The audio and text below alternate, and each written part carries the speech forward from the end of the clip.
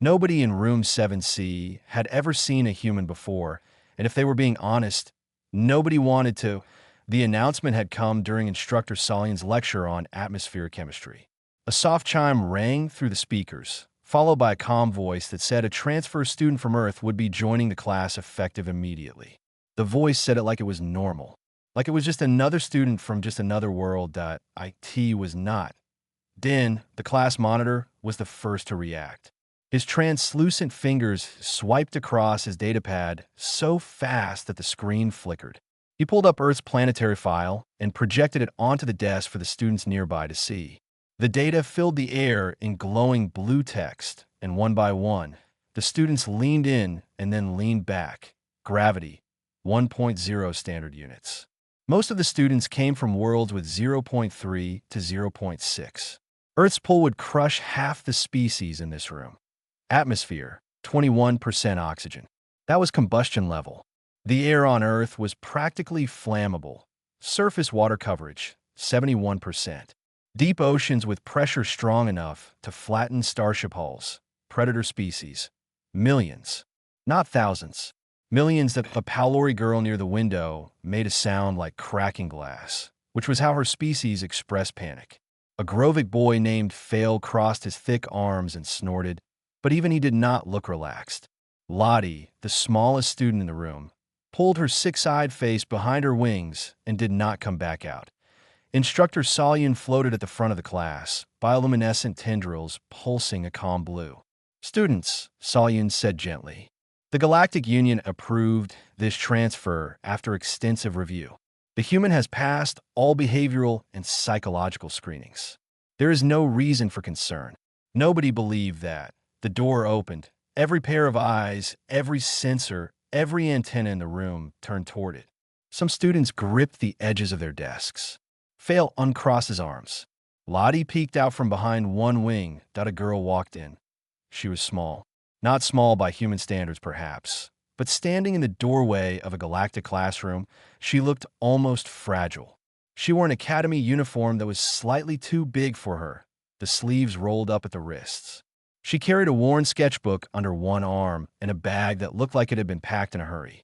Her dark hair was tied back in a simple braid, and her brown skin caught the light from the classroom's bioluminescent ceiling panels. She smiled. The room flinched. IT was the teeth. Every student in that room came from a world where exposed teeth meant one of two things: aggression or hunger. The human girl was showing both rows freely, and she was pointing them directly at the class. Her eyes made it worse. They were forward-facing, locked onto the room with a predator's focus. She scanned the students the way a hunting species assessed a landscape, quick, precise, and aware of every movement. "Hi," she said. "I am Ria. It is really nice to meet everyone." Her voice was warm and soft. That made it more unsettling somehow. Predators on many worlds used gentle sounds to lure prey closer. Instructor Solian drifted forward and introduced her. "This is Ria Anand from the planet Earth. She will be completing her second-year studies with us. Please make her feel welcome." Ria walked toward the closest desk, where Din sat frozen. She extended her hand toward him. On Earth, this was a greeting. On Din's world, an open hand lunging toward you was a strike posture. He jerked backward so hard his chair scraped across the floor. Ria blinked. She pulled her hand back slowly and gave a smaller, closed-lipped smile. "Sorry," she said. "I did not mean to scare you." Din said nothing. His pale, translucent skin had turned a shade of gray that meant his circulatory system was diverting blood to his core. A fear response. Instructor Salyun guided Ria to a seat at the back of the room. She walked past rows of students who pressed themselves against the far edges of their desks as she passed. She did not seem to notice, or if she did not show it. She sat down, placed her sketchbook on the desk, and opened it. The class slowly returned to the lesson, but nobody was listening. Eyes kept drifting to the back of the room. Ria sat quietly, her pen moving across the page in small, careful strokes. She looked out the window at the nebula that hung beyond the station's shielding and then back at her page. Out and back. Out and back. She was drawing, Lottie was seated 2 rows ahead and 1 seat to the left. She was the closest student to Ria, mostly because nobody else had wanted that seat. Her 6 eyes kept rotating backward, stealing glances at the human. After 20 minutes, curiosity won. Lottie turned fully around and looked at Ria's sketchbook. The page showed a creature. It had a round, soft body, wide eyes arranged in a circular pattern, and delicate wings folded against its back. Lottie recognized it instantly. It was a finwing, a harmless animal native to her own homeworld. Ria had drawn it from a species catalog on her datapad, and she had drawn it beautifully. Every detail was right.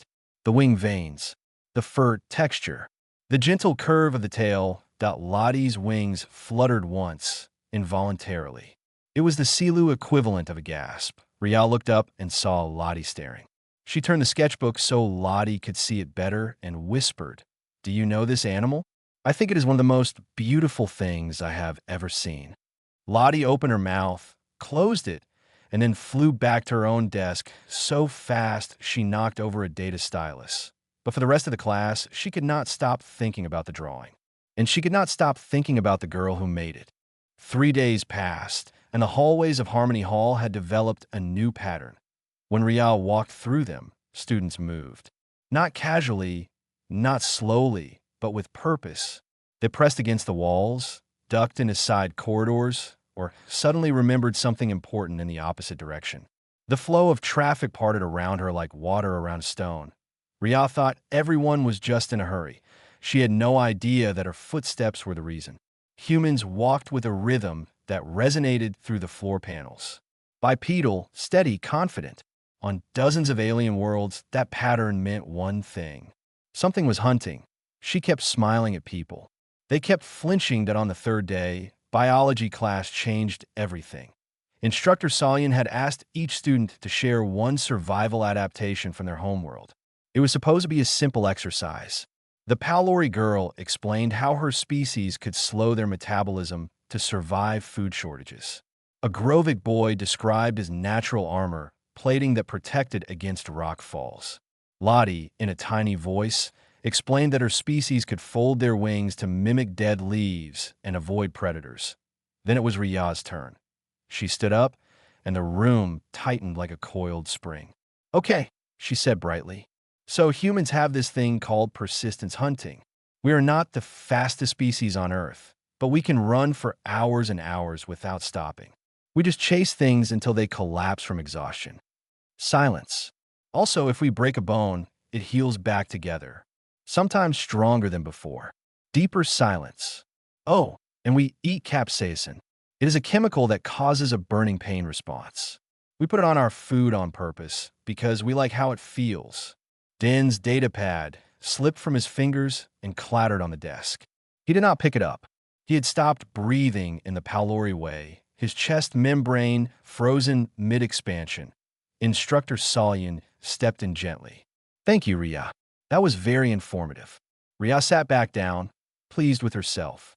She had no idea that half the class was running mental calculations on how to escape the room if the Deathworlder decided she was hungry. Fail sat across the cafeteria during lunch, watching Ria with his heavy brow pulled low. He was Grovik.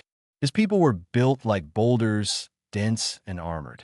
In this academy, he was supposed to be the toughest thing walking. He had earned that reputation through 2 years of making sure everyone knew it. Now some skinny human girl from a toxic rock was getting all the attention, and she was not even trying. "Deathworlder," he muttered to a student beside him. "Overrated. Savages from a savage world. Nothing special." He said it loud enough for nearby tables to hear. A few students glanced toward Ria to see if she had heard. She had. She looked at Fail for a moment, her expression unreadable, then turned back to her food. Her food was the next disaster. Ria had brought a small packet from Earth. A spice mix her grandmother had sent with her. She opened it and sprinkled it over the bland academy meal. The powder was red and fine, and the moment it hit the warm food, a smell rose from the tray 0.3 tables away. A cell-carry student's chemical receptors flared. The student gasped and slammed a hand on the emergency panel beside the table.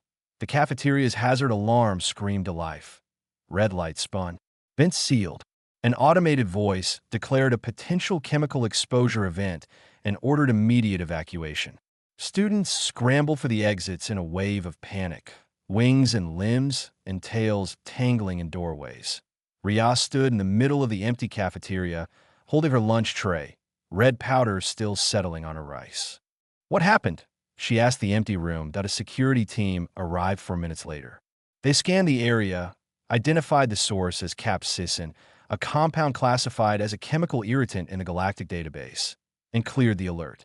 Rhea was told the substance was restricted in shared spaces. She apologized 7 times. Nobody was hurt. But the story spread through the station within the hour. The Deathworlder had deployed a chemical weapon in the cafeteria. She had done it casually, like it was nothing, because to her, it was nothing. Din stood in the evacuation line the whole time, watching through the glass as Rhea stood alone in the cafeteria, confused and small under the spinning red lights. He felt something shift in his chest, something uncomfortable and unfamiliar. It was guilt. She was not trying to scare anyone. She was just eating lunch. That evening, Rhea sat on the edge of her bed in her small quarters. The room was standard issue.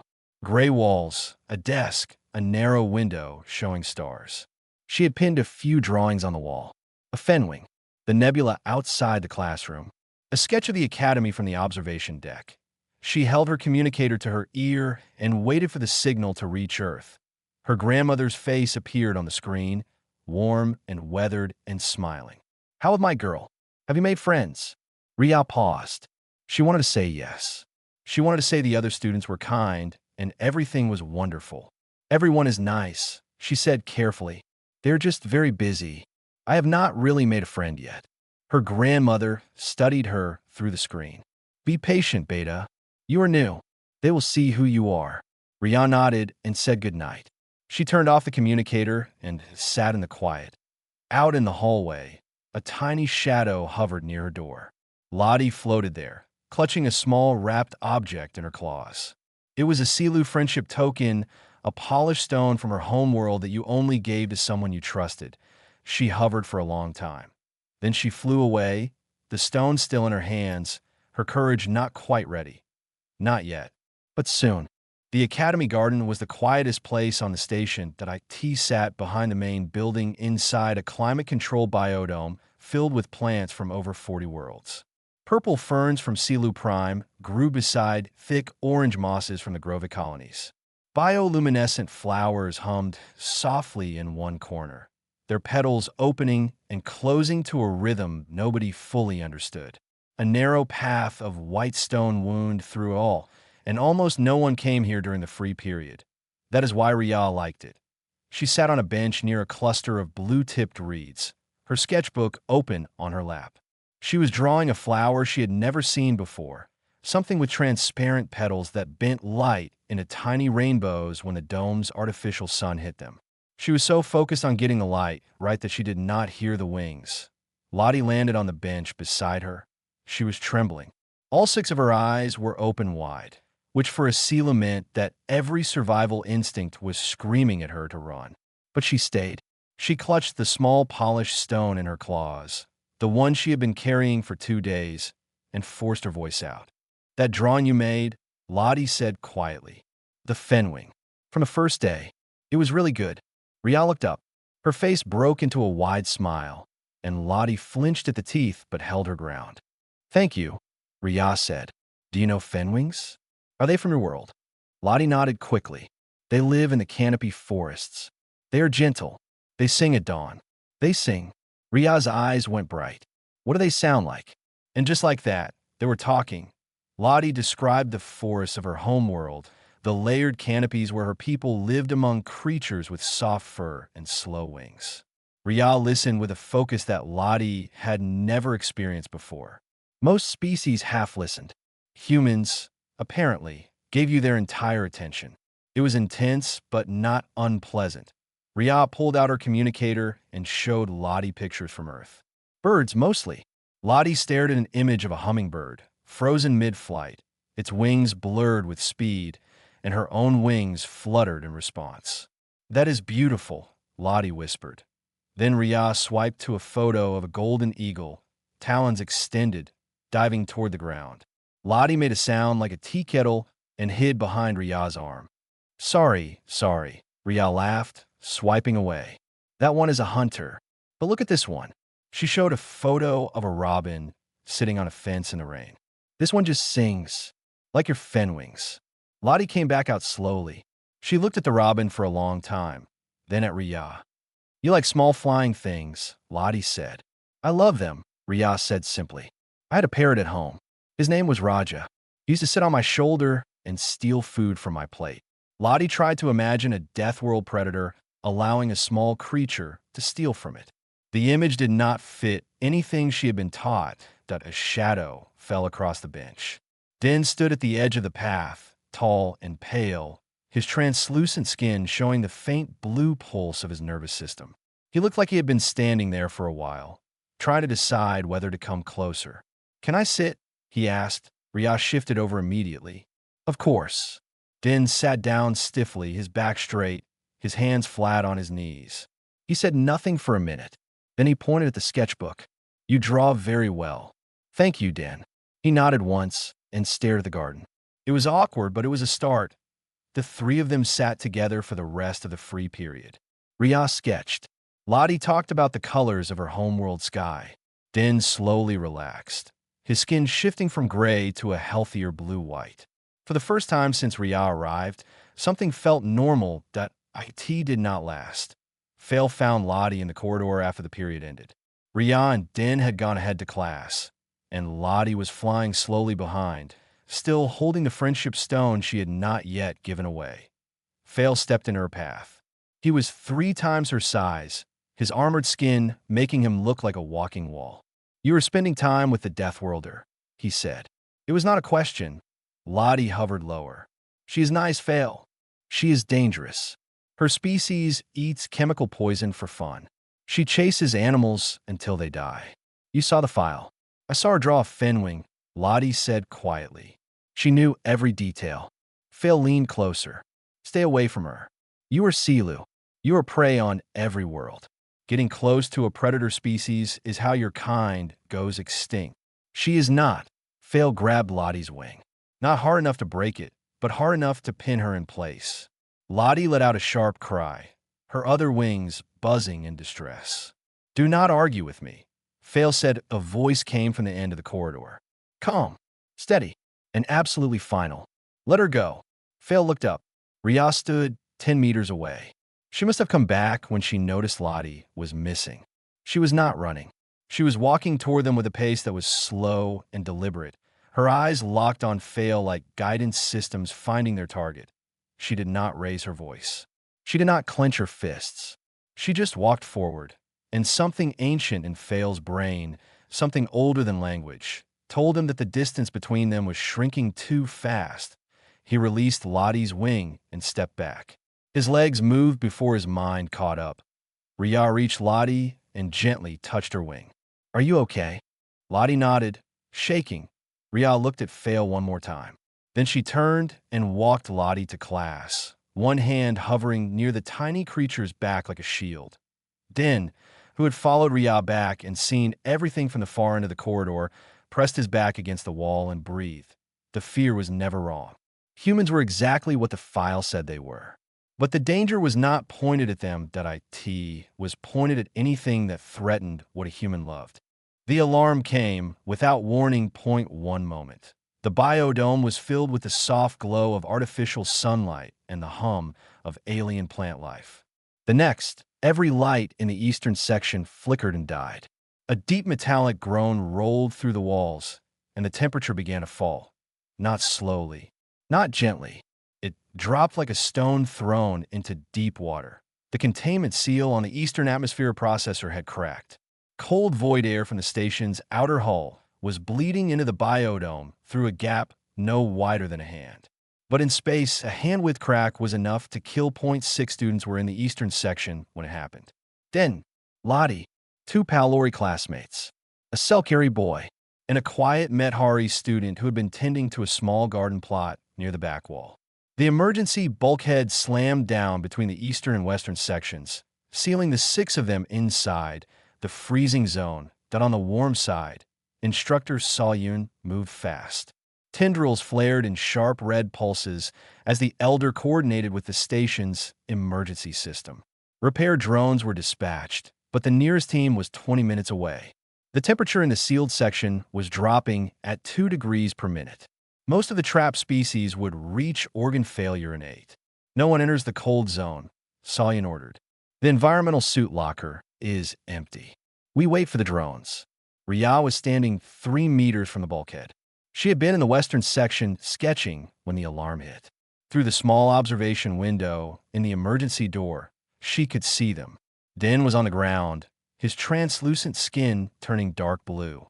Lottie had stopped flying and was curled on the floor, her wings stiff and locked. The others were huddled together, their bodies already shutting down. Ria pressed her palm against the glass. The surface was cold. She held it there and felt the chill move through her skin into her muscle against her bone cold. Like a winter morning in the desert. Uncomfortable, not deadly. Not for her. She turned to Instructor Salyun. How cold is it in there right now? Salyun checked the readings. -4 Celsius and falling. Ria nodded once. On Earth, -4 was a chilly evening in the mountains. She had walked through worse in a sweater. I'm going in, she said. Absolutely not. The risk. Ria was already at the manual override panel beside the bulkhead. She typed in the emergency bypass code that every student had been given during orientation, a code meant for escape, not entry.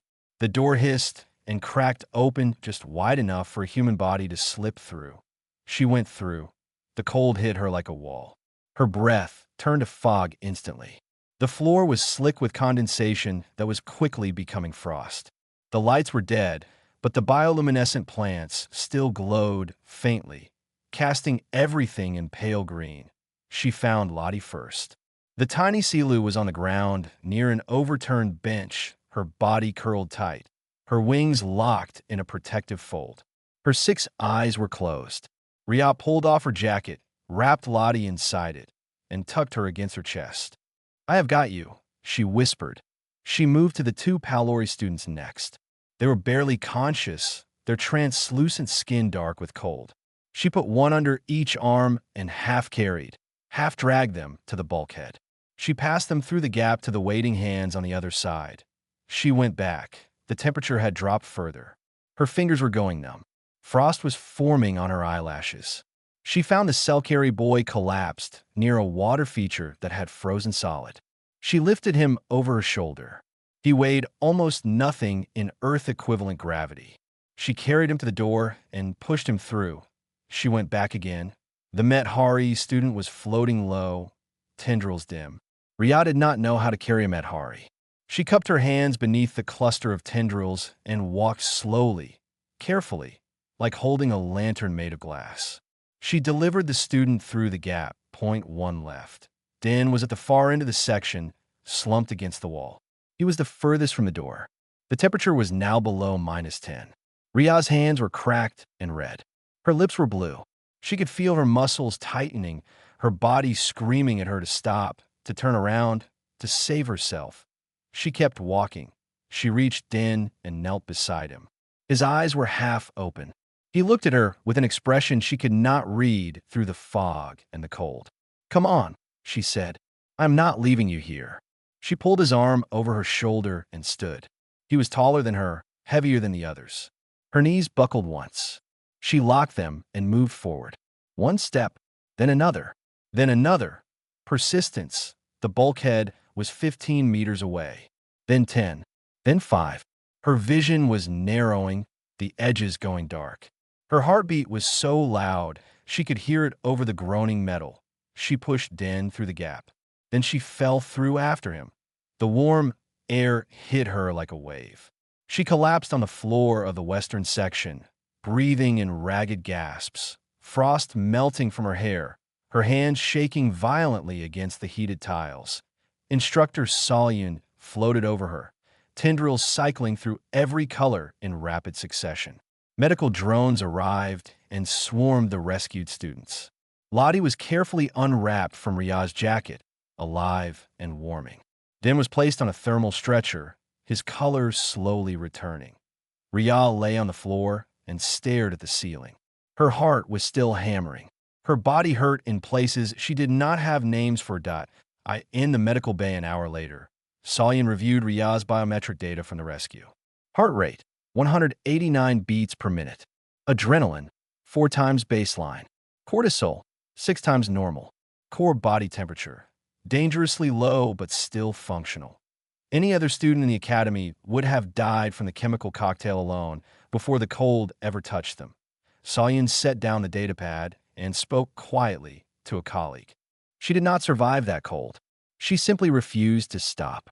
By sunrise cycle the next morning, every student on the station had seen the footage. The security cameras in the biodome had captured everything. Ria entering the frozen section alone.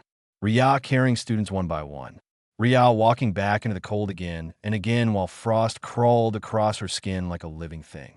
The footage had no sound, which somehow made it worse. You could only see her face set and focused, and her legs moving forward when every law of biology said they should have stopped. The clip was shared across the student network 1,400 times before the administration even woke up. Ria spent the morning in the medical bay. The doctors had treated her for mild frostbite on her fingers and a strained muscle in her back from carrying Din. She was released before lunch with instructions to rest, which she ignored because she had a class to attend. When she walked into the cafeteria, something was different. Nobody moved away that a Palori student she had rescued was sitting near the entrance. When Ria passed, the student stood and pressed both hands flat against her own chest, a Palori gesture of deep gratitude. Ria did not know what it meant, but she smiled and nodded. 2 tables down, a Selkari boy she did not recognize placed a small bundle of dried herbs in front of her tray as she sat down. On his world, it was a gift given to protectors. Ria picked it up, sniffed it, and said it smelled lovely. The boy turned 3 shades of please blue by the end of the meal. There were 6 small gifts on her tray. A woven cord, a crystal, a data chip loaded with music from someone's homeworld, a tiny sculpture of a bird that a student had carved during the night after seeing her sketchbook. Ria accepted each one with so much visible happiness that 2 students had to look away because the emotion on her face was too raw. She did not understand that she had become something new. She just thought people were being kind. Lottie had not left Ria's side since the medical bay. She sat on Ria's shoulder during class, which was a seal of behavior reserved only for family members and bonded partners. When another student pointed this out, Lottie puffed up all her fur and said, "I know what it means." Ria, who did not know what it meant, simply built Lottie a small padded seat from a scrap of fabric and a bit of foam she found in the supply room. She attached it to her shoulder strap so Lottie could ride comfortably. Half the class watched her construct it during the break, and by the afternoon, 3 students had asked her to build similar things for their own small companions. Din found Ria during the free period. He was walking normally again, his skin back to its natural blue-white, but there was something different in his expression. He stood in front of her and did not move for several seconds. "I need to say something," he said. Ria looked up from her sketchbook. "Okay, when you arrived, I was afraid of you. I read the file on your planet, and I thought you were dangerous. I moved away from you. I let you sit alone. I did not try to talk to you." He paused. "I am sorry." Ria closed her sketchbook. "Din, I did not even notice." He stared at her. "You did not notice that the entire class was terrified of you. I thought everyone was just busy, or maybe shy. Some species are shy, right?" Din made a sound that might have been a laugh or might have been a sob. His species did not have a clear distinction between the two. Fail watched all of this from across the gymnasium. He had been quiet since the rescue, quieter than anyone had ever seen him. He had not bullied a single student in 2 days, which was a record. But the silence was not peace. It was pressure building. During the afternoon activity session, he stood up and spoke loud enough for the whole gymnasium to hear. "Deathworlder, I challenge you to the strength test." The gymnasium went still. The strength test was a standard physical assessment. Students lifted calibrated weight blocks adjusted for their species' gravity tolerance. It was usually friendly. Fail was not making it sound friendly. Rial looked up from where she was showing Lottie how to fold a paper crane. "Sure," she said. "That sounds fun." The test began. Fail went first. He was Grovic, built for endurance under heavy gravity. He lifted the blocks steadily, his armored arms straining, until he reached his species' expected maximum. The crowd gave polite acknowledgement. It was a strong showing. Rhea stepped up next. She rolled up her sleeves and looked at the weight blocks like they were something she might find in a market back home. She lifted the first set easily, then the second, then the third. She passed Fail's maximum without slowing down and stopped only when the calibration system ran out of blocks rated for the standard test. She had not even been trying hard. The silence in the gymnasium was total. Then Rhea did something no one expected. She dropped to the ground and started doing push-ups. Up, down, a rhythmic, mechanical motion that used her own body weight as resistance. Most species in the room did not even have a concept for this exercise. Their bodies were not built to push their entire mass off the ground repeatedly for no survival reason. She did 20, then stood up, barely breathing hard. She walked over to Fail. The Grovic stared at her with an expression caught somewhere between humiliation and awe. Rhea extended her hand. The same gesture Den had flinched from on her first day. "That was great," she said. "You are really strong. Do you want me to show you some exercises from Earth? On my world, strength is not about being the biggest. It is about not giving up." Fail looked at her hand for a long time. Then he took a teed in the back of the gymnasium. Instructor Sullivan watched. All 47 tendrils glowed a soft, steady gold. In the Methari language, gold meant hope. 3 months later, Room 7C looked exactly the same. Same desks, same bioluminescent ceiling, same wide window showing the nebula outside.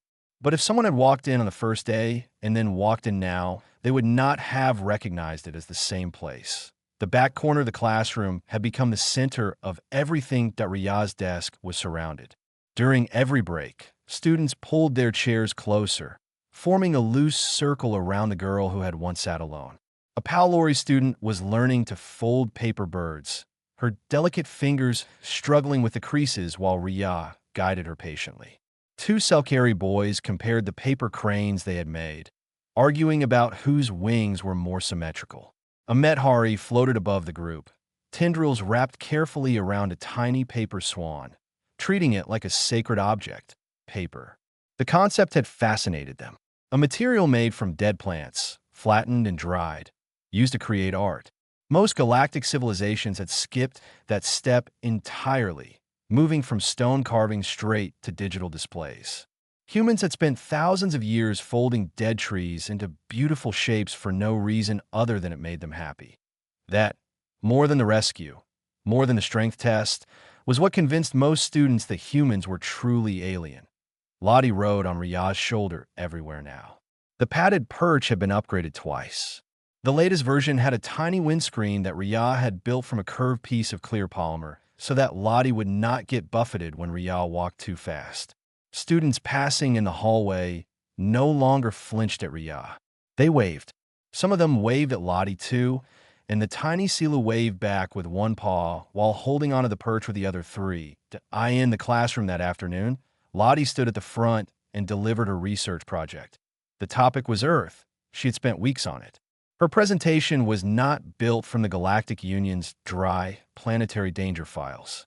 It was built from conversations with Rhea, from the photos Rhea had shown her, from the stories Rhea had told during quiet afternoons in the garden. Earth is classified as a Category 9 Deathworld.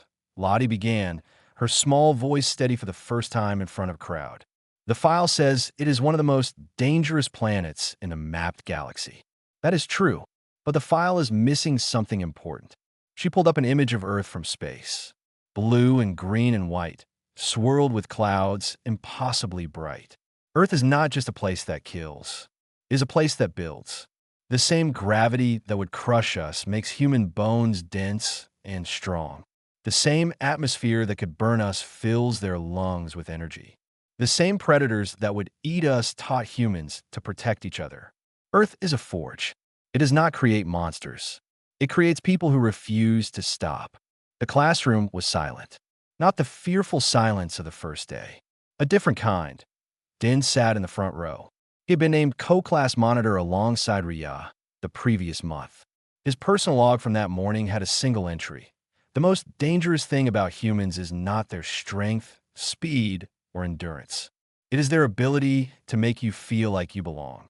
He watched Lottie's presentation and felt the truth of it settle into his chest like warmth returning to frozen limbs. Fail sat 3 rows back.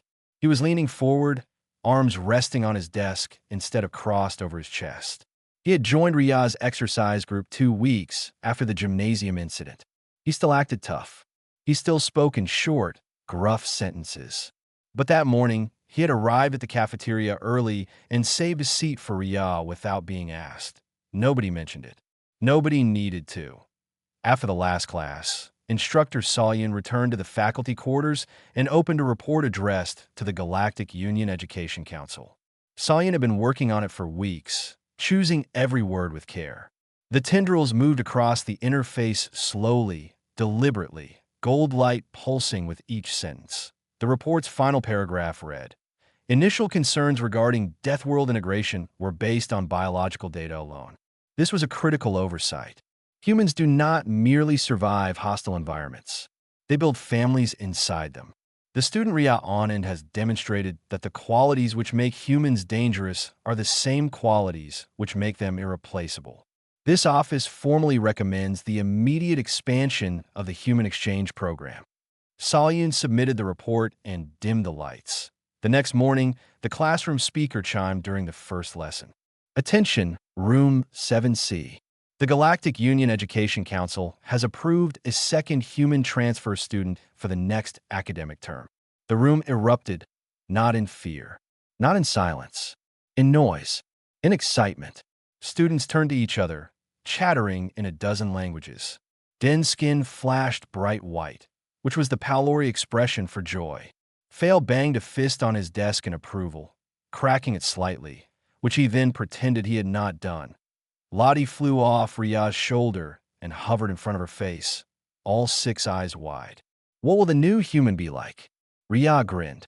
Full teeth, full warmth, the same smile that had terrified an entire classroom 3 months ago. The same smile that now made it feel like home. "Probably hungry," she said. "Humans are always hungry." The classroom laughed. Every single voice, every species, every pitch, every frequency, all tangled together in a sound that had never existed before in the history of the galaxy.